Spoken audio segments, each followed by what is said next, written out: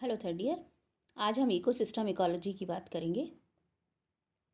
अभी तक हमने पिछले चैप्टर्स में पॉपुलेशन को समझा, कम्युनिटी क्या होती है, हाइड्रोसीयर, जीरोसीयर, सक्सेशन क्या होता है, इसकी बात की। आज हम बात करेंगे इकोसिस्टम, जो कि इकोलॉजी में पाया जाने वाला एक तंत्र है। अगर हम पृथ्वी को देखें, हमारे अर्थ को देखें, तो अर्थ एक बहुत ही बड़ा एक इकोसिस्टम है। तो अर्थ को अगर हम समझते हैं तो अर्थ क्या हो गया, हमने कहा एक बड़ा इकोसिस्टम है। अब ये शब्द आया कहाँ से, किसने इसको सर्वप्रथम काम में लिया, प्रयुक्त किया? एजी टेंसले जो थे साइंटिस्ट, उन्होंने 1935 में 1935 में ही use for the first time this term ecosystem. Eco and system, ecological जो सिस्टम है, इसमें क्या क्या फैक्टर्स उन्होंने माने। उन्होंने कहा कि बायोटिक और एबायोटिक जो फैक्टर्स होते हैं, ये मिलकर के इकोसिस्टम का निर्माण करते हैं। या फर्स्ट प्रपोज्ड बाय ब्रिटिश जो इकोलॉजिस्ट एजी टेंसले थे, उन्होंने and but this concept is however not so recent. अलग अलग समय पे अलग अलग साइंटिस्ट ने इस चीज़ को डिफाइन किया अलग अलग शब्दों के द्वारा। जैसे कार्ल मोबियस ने कहा in 1877 that community of organism is an oyster reef as a biocoenosis. उन्होंने कहा, इसी इकोसिस्टम को बायोसिनोसिस के नाम से बताया। अब बहुत सारी पैरेलल टर्म्स भी चलती रही उसी दौरान। किसी ने कहा जियो बायोसिनोसिस होना चाहिए, कहीं बायोसिस्टम कहा गया, किसी ने उसको कहा कि ये इकोस्फीयर हो सकता है, बायोस्फीयर हो सकता है। जैसे वर्नाडस्की ने कहा कि बायोस्फीयर है एक्चुअली ये, जिसमें कि ऑर्गेनिजम्स जो होते हैं वो एनवायरनमेंट के साथ में इंटरेक्शन करते हैं। विटेकर ने कहा इकोस्फीयर। मतलब सभी साइंटिस्ट ने अपने अपने हिसाब से, अपने अपने तरीके से, अपनी अपनी सोच के हिसाब से उन्होंने कहा कि हम इस पूरे तंत्र को, कौन सा तंत्र, जिसमें कि बायोटिक और एबायोटिक फैक्टर्स आपस में एनवायरनमेंट के साथ में इंटरेक्शन करते हैं और साथ में एक दूसरे के साथ भी अमंग देमसेल्व्स भी इंटरेक्ट करते हैं। इस सिस्टम को हम कहते हैं इकोसिस्टम। ऑडम ने 1960 में कहा, क्या है इकोसिस्टम? इकोसिस्टम नेचर की स्टडी है। कौन सी स्टडी? स्ट्रक्चरल और फंक्शनल। तो प्रकृति की या एनवायरनमेंट की, नेचर की संरचनात्मक और क्रियात्मक अध्ययन को ही हम इकोसिस्टम कहते हैं। अगर आप इकोलॉजी के और एस्पेक्ट्स को देखें तो पॉपुलेशन एक अलग चीज़ है, कम्युनिटी अलग चीज़ है, जबकि इकोसिस्टम जो है वो एक प्रकार का एक होलिस्टिक अप्रोच को लेकर के बनाया गया एक शब्द है, जिसमें कि ऑर्गेनिजम्स हैं और उनका फिजिकल एनवायरनमेंट है। इसी इकोसिस्टम की जो प्रॉपर्टीज़ को अगर आप देखें तो इसमें हमने क्या अभी बात की आपसे, क्या क्या इंक्लूड किया हमने इसमें? एबायोटिक फैक्टर्स, बायोटिक फैक्टर्स, और उनमें आपस में जो एनर्जी का एक ट्रांसफ़र हो रहा है एनवायरनमेंट के साथ भी और उनके आपस में भी। तो एक जो पारिस्थितिकी तंत्र है, इकोसिस्टम है, उसमें मुख्य रूप से ये घटक देखने को मिलते हैं। किसी बुक में आपको 2 घटक मिल सकते हैं, अजैविक, जैविक। कहीं आपको एनर्जी भी साथ में इंक्लूडेड मिल सकती है। तो क्या इसकी बेसिक जो प्रॉपर्टीज़ होंगी वो क्या हो सकती हैं इकोसिस्टम की? पहली बात ये कि ये किसी भी इकाई समय में जो उपस्थित वहाँ पर जीव होते हैं, उनके एक प्रकार से पूरे भौतिक वातावरण को, पर्यावरण को सम्मिलित करता है। इसमें अजैविक, जैविक फैक्टर्स होते हैं, ऊर्जा सम्मिलित होती है। पूरा एक पृथ्वी जो है उसको हम बायोस्फीयर के नाम से बता सकते हैं कि ये बायोस्फीयर है। आपस में जो ये फैक्टर्स होते हैं, इनकी आपस में भी क्रिया चलती है और साथ में वातावरण के साथ भी इनकी अन्योन्य क्रियाएं चलती रहती हैं। जैविक घटक अगर हम बात करें उनकी, तो उसमें ऑटोट्रॉफ, हेटेरोट्रॉफ्स होते हैं। अजैविक में अकार्बनिक, कार्बनिक पदार्थों की हम बात करते हैं। पारिस्थितिकी तंत्र जो है उसके अगर आप इसके फंक्शनल उसको देखें एस्पेक्ट को, तो उसमें हम क्या बात करते हैं? जैसे बायोजियोकेमिकल साइकिल्स होती हैं, किस तरह से एनर्जी ट्रांसफ़र होती है। तो पारिस्थितिकी तंत्र जो है वो इकोलॉजी की एक क्या है? स्ट्रक्चरल और फंक्शनल यूनिट है, जैसे स्मिथ ने कहा, और साथ में अभी पहले भी हमने कहा कि ऑडम ने भी यही कहा कि ये नेचर को स्टडी करने का स्ट्रक्चरली और फंक्शनली एक तरीका है या एक अध्ययन है। अब इसमें हमने कहीं कोई बाउंडेशन नहीं कही, हमने कहा एक खुला तंत्र है जिसमें ऊर्जा जो है वो अंदर जाती है तंत्र में और तंत्र से बाहर आती है। तो ये एक इनपुट और आउटपुट का सिस्टम है इकोसिस्टम में, और ये सभी घटक जब तक संतुलित अवस्था में रहते हैं हम कहते हैं वातावरण बिल्कुल संतुलित है। जब भी इनका आपस में कोई भी परिवर्तन होता है तो निश्चित रूप से नेचर में हमें ये चेंजेस देखने को मिलते हैं। तो स्ट्रक्चर ऑफ इकोसिस्टम की अगर हम बात करें तो उसमें एबायोटिक और बायोटिक फैक्टर्स होते हैं। एबायोटिक जो कंपोनेंट्स हैं उसमें हम फिजिको केमिकल एनवायरनमेंट को इंक्लूड करते हैं, जिसके अंतर्गत इनऑर्गेनिक एलिमेंट्स आते हैं जैसे नाइट्रोजन, सल्फर, फॉस्फोरस, हाइड्रोजन इत्यादि। ऑर्गेनिक कंपाउंड्स होते हैं, उनके बाई प्रोडक्ट्स होते हैं, वेरियस डीकम्पोजिशन उनकी एक्टिविटीज़ के जो प्रोडक्ट्स होते हैं वो दिखाई देते हैं हमें, वो मौजूद होते हैं इस तंत्र में, जैसे कार्बन डाइऑक्साइड है, मीथेन है, सेल्यूलोज, सेकेराइड्स, अल्कोहल। ये सभी पदार्थ आपको नेचर में देखने को मिलते हैं as a part of physicochemical environment. Inorganic compounds मौजूद होते हैं, मिनरल्स, गैसेस। अगर हम फिजिकल फैक्टर्स की बात करें तो भौतिक जो भी कारक हैं और उनके जो घटक हैं जो उनके साथ में मौजूद, जैसे टेम्परेचर अगर बढ़ता है तो मॉइस्चर कम होगा, ज़्यादा होगा, तो मॉइस्चर का पाया जाना, अगर रेन है तो मॉइस्चर हवा में मिलेगा। साउंड स्टॉर्म, जो सैंड स्टॉर्म्स, विंड करंट्स हैं, सोलर रेडिएशंस हैं, वाटर करंट, सॉइल टाइप्स, ये टोपोग्राफी जो स्थलाकृतिक आकृतियाँ होती हैं, कहीं पहाड़ हैं कहीं मैदान है, ये भी स्ट्रक्चर ऑफ इकोसिस्टम के हिस्से हैं, पार्ट्स हैं। सारे क्लाइमेटिक फैक्टर्स की अगर जो प्रिवेल कर रहे हैं उस एक पर्टिकुलर इकोसिस्टम में, जहाँ की हम बात कर रहे हैं, जिस यूनिट की बात कर रहे हैं, जिस जगह की हम बात करते हैं, तो वहाँ के सारे जो फैक्टर्स होते हैं वो भी फिजिको केमिकल एनवायरनमेंट के अंतर्गत आते हैं। अब एक आपके टर्म दी हुई है दैट इज़ स्टैंडिंग स्टेट और क्वांटिटी और स्टैंडिंग क्वांटिटी। ये क्या होती है, कई बार डेफिनेशन में आपसे पूछ लिया जाता है। तो अमाउंट ऑफ इनऑर्गेनिक सब्सटेंसेस, जितने भी अकार्बनिक पदार्थ हैं जो कि एक गिवन टाइम में, जिस समय आप उसको स्टडी कर रहे हैं उस वक्त जिस इकोसिस्टम में वो जितनी अमाउंट में मौजूद होते हैं वो उसकी स्टैंडिंग स्टेट या स्टैंडिंग क्वांटिटी कहलाता है। जो इसके बायोटिक कंपोनेंट्स की अगर हम बात करें तो बायोटिक कंपोनेंट्स में हम सारे लिविंग ऑर्गेनिजम्स को इंक्लूड करते हैं, फॉर्मिंग ट्रॉफिक स्ट्रक्चर। नेचुरली जब लिविंग ऑर्गेनिजम्स हैं तो वो खाना खाते हैं, खाद्य पदार्थों का किस प्रकार से वो ग्रहण करते हैं उन्हें, वो उनका ट्रॉफिक लेवल कहलाता है, ट्रॉफिक स्ट्रक्चर कहलाता है। तो बायोटिक कंपोनेंट चाहे एनिमल्स हों या ह्यूमन बीइंग्स हों या प्लांट्स हों, इनको हम किस तरह से दो कैटेगरीज में डिवाइड कर सकते हैं। ऑटोट्रॉफ्स, जिसमें सभी ग्रीन प्लांट्स आते हैं, हेटेरोट्रॉफ्स, जिसमें कंज्यूमर्स आते हैं। ऑटोट्रॉफ्स आप सभी जानते हैं कि जो पादप होते हैं वो सभी जिनमें क्लोरोफिल मौजूद होता है वो प्रकाश संश्लेषण की प्रक्रिया करके अपना पोषण प्राप्त कर सकते हैं। जो हेटेरोट्रॉफ्स होते हैं या जो विषमपोषी होते हैं उनमें हम कंज्यूमर्स की बात करेंगे कि वो ऑटोट्रॉफ्स को खाते हैं या किसी न किसी प्रकार से भोजन के लिए दूसरे जीवों पर निर्भर करते हैं। अब हेटेरोट्रॉफ बहुत बड़ी एक कैटेगरी है, इसको फिर से हम दो में विभाजित कर सकते हैं, हेटेरोट्रॉफ्स को मैक्रो कंज्यूमर्स और माइक्रो कंज्यूमर्स।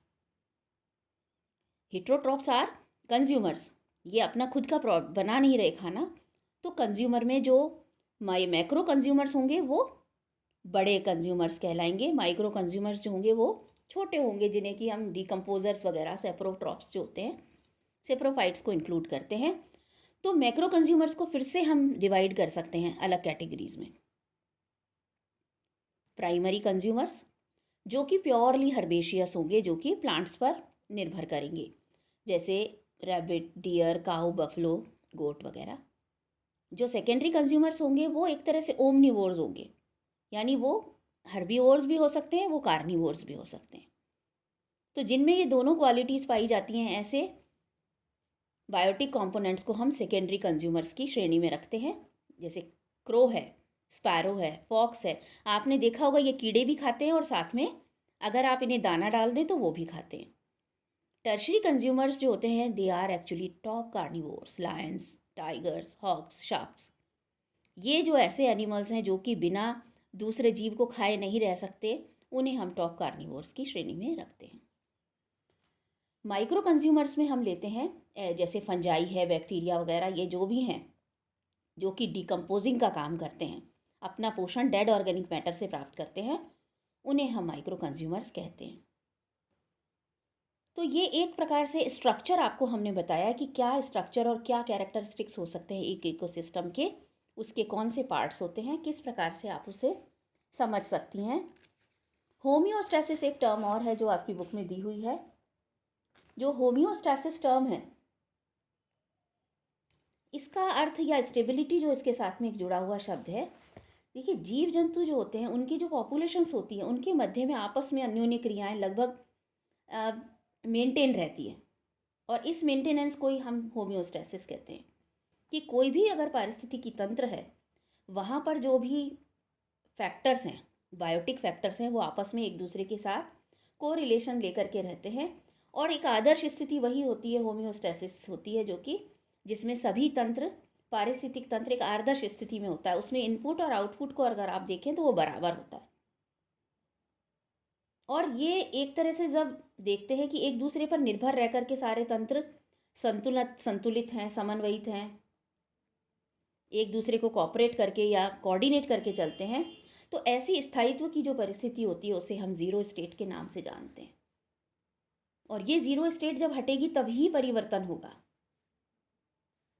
और कोशिश हर एक तंत्र ये करता है कि फिर से वो वापस स्टेबिलिटी को प्राप्त हो जाए या होम्योस्टैसिस की कंडीशन में रहे, यानी समस्थापन या स्थिरता में रहे। एक और डेफिनेशन आपसे पूछी जा सकती है, जैसे जैसे पारिस्थितिक तंत्र की जो अखंडता है, इकोसिस्टम इंटेग्रिटी क्या होती है। इकोसिस्टम इंटेग्रिटी या आप कह लीजिए इसकी अखंडता को बनाने के लिए देखिए बहुत सारे इश्यूज हैं, बहुत सारे फैक्टर्स हैं जो कि इसमें रोल प्ले कर सकते हैं। और उनमें सबसे ज़्यादा जो है वो इकोनॉमिक और सोशल पहलू हैं। जैव विविधता को स्वस्थ रखना, उसके कार्यों को बिल्कुल सही तरीके से चलाए रखना, जो आज हम बायोडाइवर्सिटी को कंजर्व करने की बात करते हैं, कहीं ना कहीं वो इस चीज़ से जुड़ी हुई है कि जो इकोसिस्टम है उसको हमें अखंड रखना है, उसकी किसी भी कड़ी को हमें तोड़ने नहीं देना है। तो पारिस्थितिकी तंत्र जब संगठन स्तर पर जीवों में जो कि उसके साथ में जुड़े हुए हैं सभी, उनके तथा पर्यावरण के जो अजैविक घटक हैं उनके साथ जो क्रियाएं करता है, सुचारू रूप से क्रियाएं करे, और जो कंजम्पशन है फंक्शनली, वो इनपुट और आउटपुट एक तरह से सही तरीके से उस सिस्टम में चले, तो ही हम उसको पूरी तरह से इंटीग्रेटेड फॉर्म में रख पाएंगे। वही छोटे छोटे स्लाइड डिफरेंसेस के साथ में है। सस्टेनेबल मैनेजमेंट क्या होता है, यानी आप इकोसिस्टम को सस्टेन किस तरह से कर सकते हैं, तो वही है कि हम अपनी आवश्यकताओं पर लगाम लगाएं। ऐसा नहीं हो कि हमें अपनी पूर्ति करने के लिए प्लांट्स को या एनिमल्स को हमें ख़त्म करना पड़े, तो निश्चित रूप से जो इकोसिस्टम है वो बैलेंस नहीं रह पाएगा, होम्योस्टैसिस नहीं हो पाएगा, स्टेबिलिटी मेंटेन नहीं हो पाएगी। तो इकोसिस्टम जो है एक बहुत बड़ा बायोटिक जो है फैक्टर्स, उनका एक तंत्र है जो कि लगातार एनवायरनमेंट के साथ में क्रियाएं करता रहता है। आपस में उनकी क्रियाएं होती हैं और एनवायरनमेंट के साथ होती हैं। अब ये इकोसिस्टम कितने प्रकार के हो सकते हैं। जो इकोसिस्टम्स हैं वो छोटा भी हो सकता है, या एक बहुत बड़ा विशाल समुद्र हो सकता है, एक फॉरेस्ट हो सकता है। क्योंकि जो भी एक जगह जहाँ हमने एक यूनिट ली है, जिसको भी हम पढ़ना चाहते हैं, जिसकी हम स्टडी करना चाहते हैं, उस जगह के जितने भी बायोटिक और एनवायरमेंटल फैक्टर्स हैं, वही उसका इकोसिस्टम हो जाएंगे।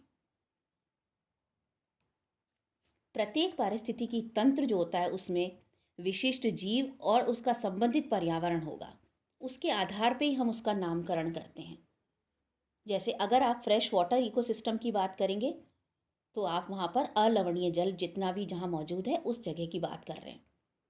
अगर आप मेराइन इकोसिस्टम की तो वो लवणीय जल होगा। ग्रासलैंड इकोसिस्टम, ग्रासलैंड को अगर आप स्टडी कर रहे हैं तो ग्रासलैंड इकोसिस्टम। जिस जगह की आप स्टडी कर रहे हैं वहाँ जिस प्रकार के जीव और वातावरण मौजूद है, उसी के आधार पर आप उसे नाम देते हैं। तो ये जो नाम है, अब ये दो तरह से आप दे सकते हैं, क्योंकि कुछ जो ऐसे हैं वातावरण या कुछ इस प्रकार के पारिस्थितिकी तंत्र हैं जो मैन ने बनाए हैं, आर्टिफिशियली वो इंजीनियर्ड हैं, और नेचुरल इकोसिस्टम्स भी हैं। तो इकोसिस्टम जो है उसको हम दो कैटेगरीज में पढ़ सकते हैं, natural ecosystem and artificial ecosystem.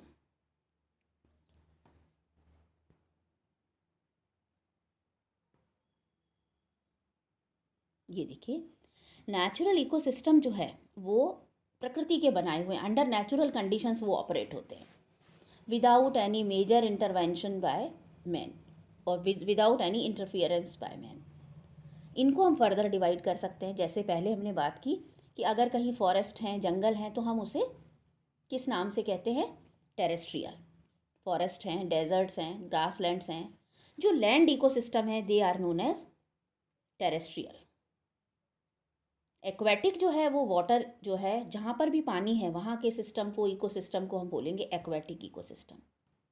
अब ये एक्वेटिक इकोसिस्टम तो आप कहेंगे पानी तो एक पॉन्ड का भी हो सकता है, डिच का भी हो सकता है, स्ट्रीम का भी हो सकता है, ओशन का भी, सी का भी, एस्चुरीज, ये बहुत सारे इसमें भेद हैं, बहुत सारे इसमें आप इसे डिवाइड कर सकते हैं एक्वेटिक इकोसिस्टम को। तो मेनली हम इन्हें अगर दो भागों में बांटें कि एक फ्रेश वाटर और एक मरीन, तो एक फ्रेश वाटर जिसमें कि अलवणीय जल है और मरीन जिसमें कि लवणीय जल है। अब फ्रेश वाटर में भी फिर प्रॉब्लम आती है कि कहीं तो रनिंग वाटर है, कहीं स्टैग्नेंट वाटर है, स्टिल वाटर है।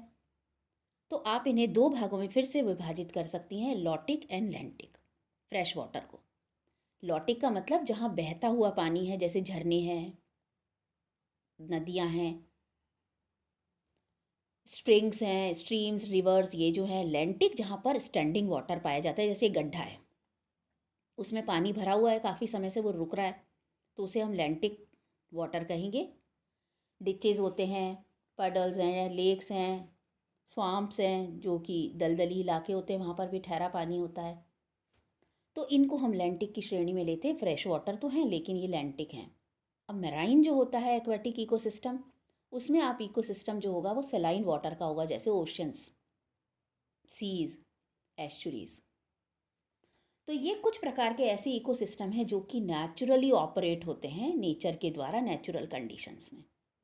जो आर्टिफिशियली होते हैं इकोसिस्टम, वो मैन मेड इकोसिस्टम्स हैं।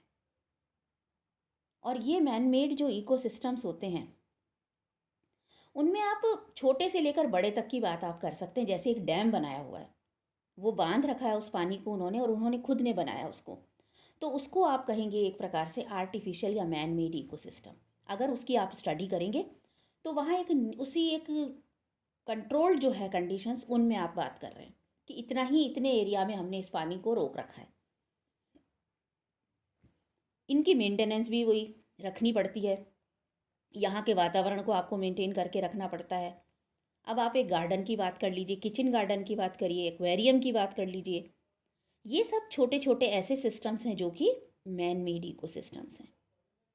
एक फील्ड की अगर आप बात करें, राइस फील्ड है, वीट फील्ड है, खेत जो है गेहूं का या चावल का, वो भी एक इकोसिस्टम को रिप्रेजेंट करता है। तो इकोसिस्टम एक बहुत बड़ी इकाई है जो कि बहुत छोटे लेवल पर भी स्टडी की जा सकती है, और इसको पढ़ने के लिए हम इसको स्ट्रक्चरल और फंक्शनल दो पार्ट्स में डिवाइड कर सकते हैं। ये देखिए, ये इस पिक्चर से आपको एक जनरल एक स्कीम जो मिल जाएगी कि न्यूट्रिशन, जैसे हमने शुरू में बात की थी, ट्रोफिक लेवल किसी भी इकोसिस्टम में अगर हम बायोटिक फैक्टर्स की बात करें तो वहीं खाने पीने की ज़रूर बात होगी कि वो कैसे अपने आप को जीवित रख पाते हैं, पोषण कैसे लेते हैं। तो ये न्यूट्रिशनल एक रिलेशनशिप एक पिक्चर के द्वारा दिखाई गई है। यहाँ देखिए आप इसको, सोलर एनर्जी जो है वो प्लांट्स एक तरह से ट्रैप करके भोजन बना रहे हैं, जिसे रैबिट ले रहा है। रैबिट जो है वो शेर के द्वारा खाया जा रहा है। यहाँ पर देखिए रैबिट को, ये मैन जो है वो प्लांट्स को भी कंज्यूम कर रहा है और साथ में एनिमल्स को भी कर रहा है। तो ये किस प्रकार की पिक्चर है जो कि आपस का एक वेब सा दिखा रही है कि एक दूसरे से किस प्रकार से ये जुड़े हुए हैं। ये देखिए डिफरेंट टाइप्स ऑफ इकोसिस्टम्स की जो हमने बात की थी अभी, कि एक होते हैं जो कि आर्टिफिशियल हैं और एक हैं मैन मेड। तो आर्टिफिशियल में भी जैसे हमने बात कर ली, और मैन जो उसके हैं नेचुरल जो इकोसिस्टम है उसमें एक टेरेस्ट्रियल है, एक एक्वेटिक इकोसिस्टम है। ये कॉन्सेप्ट से आपको दिखाया है कि किस प्रकार से एक बायोस्फीयर है, उसमें सोलर एनर्जी जो है वो जा रही है प्लांट्स को, प्रोड्यूसर्स को, वो न्यूट्रिशन एक तरह से फिर वहाँ से कंज्यूमर्स को जाती है, कंज्यूमर से वो डिकम्पोज होती है, डिकम्पोज होकर फिर से नेचुरल पूल में पहुँच जाती है। और किसको मिलती है? प्रोड्यूसर्स को। जो पौधे उगते हैं वो पौधे डिकम्पोजर्स के द्वारा बनाई गई जो भी एलिमेंट्स होते हैं उनको वो ग्रहण कर लेते हैं। उनसे फिर देखिए आप एक्वेटिक इकोसिस्टम में भी प्लांट्स दिखाए गए हैं, टेरेस्ट्रियल में भी हैं। तो किस प्रकार से ये fresh water, marine, natural ecosystem, manmade ecosystems operate होते हैं, ये इस पिक्चर के द्वारा कुछ आपको दर्शाने की कोशिश की गई है।